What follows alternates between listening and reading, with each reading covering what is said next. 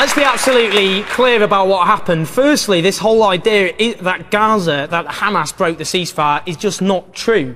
In fact, it was broken after, in October, Israel killed 15 Palestinian fighters.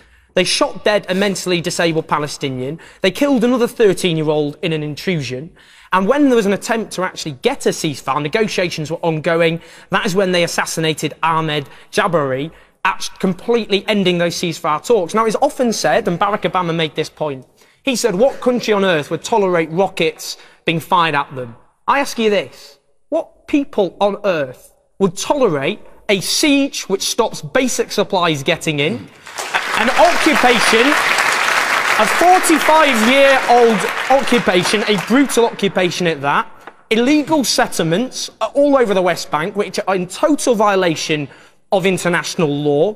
And what we've seen in the course of this onslaught are the deaths of 158 Palestinians, at least 30 of whom are children. And I don't want to just throw statistics around. I'll give you one example of one of those children. Omar Mishurin, he was 11 months old. He was a little boy, the son of a BBC journalist, and he was killed in a so-called targeted strike. Now, we all want a secure and lasting peace. When we have Israeli ministers, like the Interior Minister, calling for Gaza to be sent back to the Middle Ages, when in the last offensive we had another minister calling for a Holocaust to be inflicted on Gaza, when we have the son of Ariel Sharon, who wrote in the Jerusalem Post talking about how Nagasaki and Hiroshima were possible solutions to be inflicted, when we have those people, we won't get a secure peace. But the way we will get it for Arabs and Jews alike, to end the occupation, end the siege of Gaza, and dismantle the illegal settlements, and finally have a just settlement for the Palestinian people,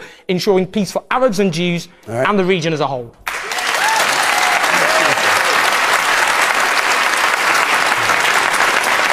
Two possible solutions. One is to have a federal solution where you have equal rights for both Arabs and Jews. That seems to many people obviously far-fetched, but they did say that about South Africa back in the day. Otherwise, you have to dismantle the settlements, enforce international law.